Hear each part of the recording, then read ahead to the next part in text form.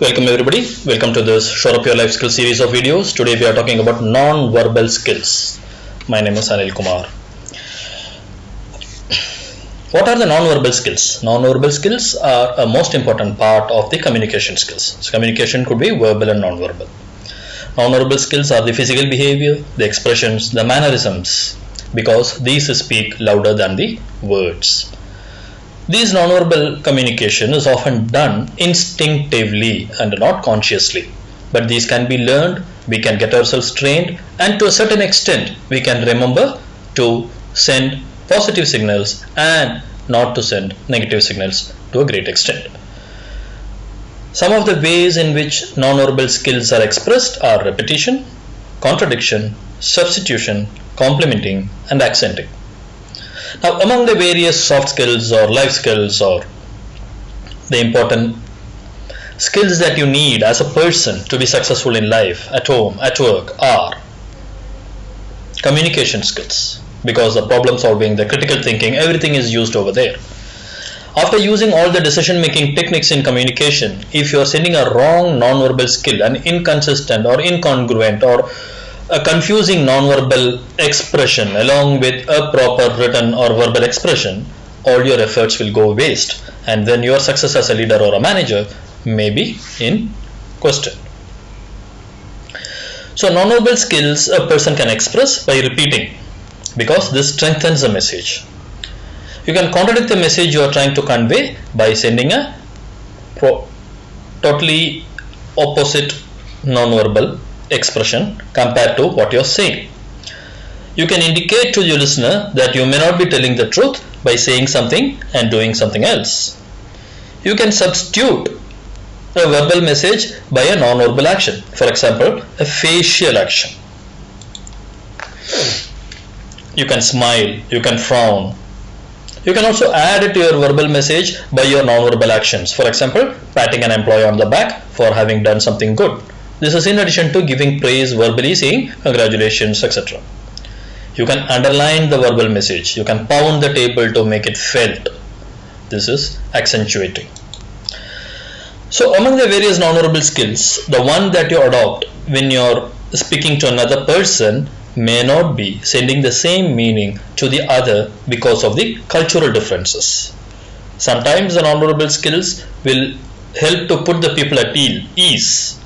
But the non-verbal cues also helps in building trust and drawing attention of others. At the same time, this will help to lose the trust or make the people go away from you.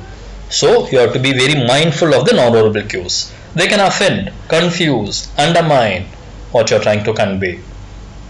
And so the communication will be a failure.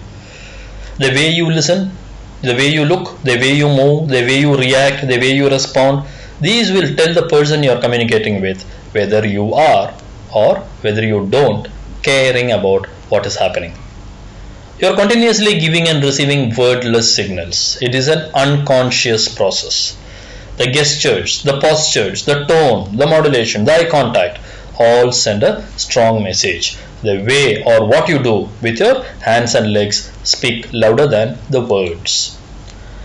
Facial expressions are very important because they are universal. The human face is extremely expressive. The human face can convey the emotions, countless emotions, without uttering a single word. The eyes, the lips. Facial expression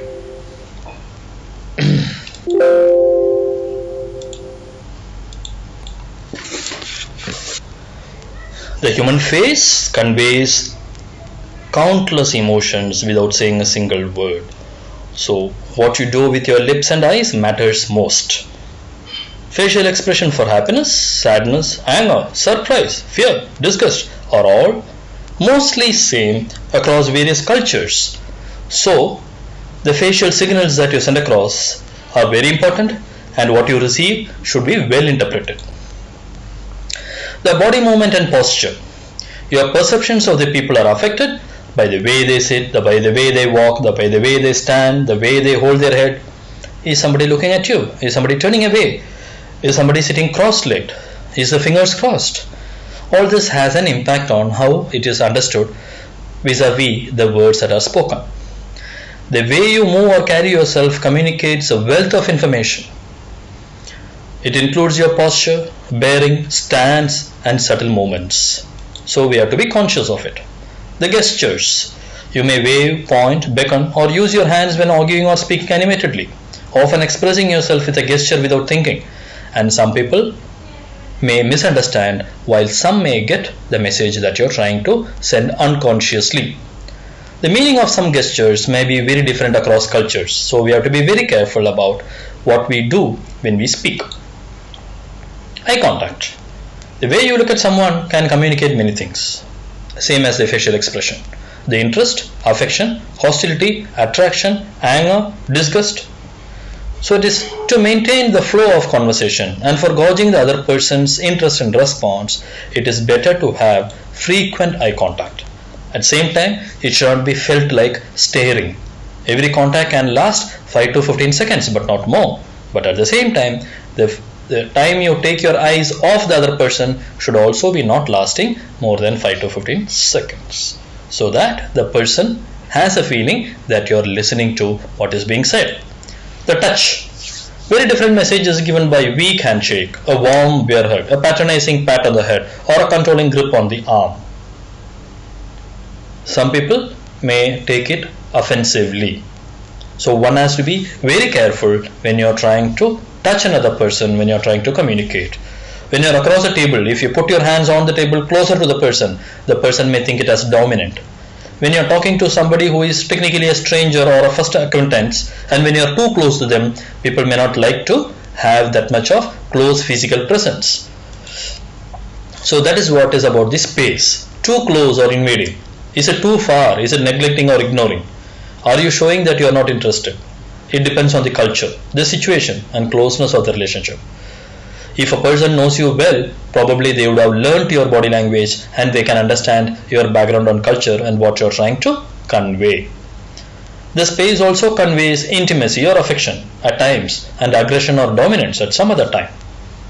Don't try to keep aloof by sending a wrong body language in terms of space. Your voice, the tone, the modulation, the pace, the timing, how loud you speak, all this are read by the people as much as your verbal messages. Not just what you say, it is how you say it. The sounds that convey understanding, such as ha and ah, are understood in different way in different cultures. Other people read your voice in addition to listening to your words. Sometimes it may have a satire or a sarcasm or an anger or affection or confidence, and there is room for proper understanding as well as misunderstanding. Now, how do you know whether the signals that you get are faked? How do you know whether the opposing party is thinking that you are faking the non-verbal cues? It's very difficult. Sometime, in some situations, for some period, you can fake. But you cannot fake your body language 24/7 because most of them are uncontrolled and unconscious. You can train, you can learn the skills, but you cannot fake every time.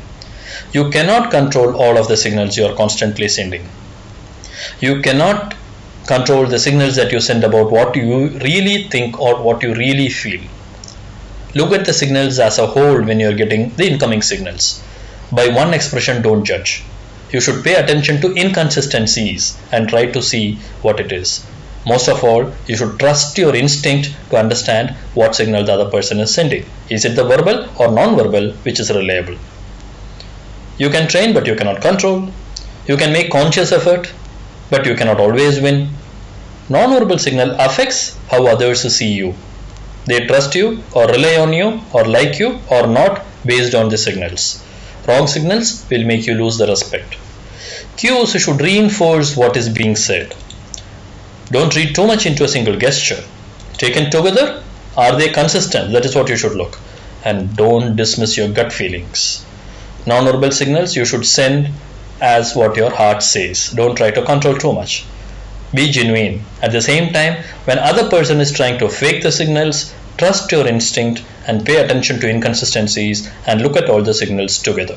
Thanks for watching this video on non-verbal communication cues.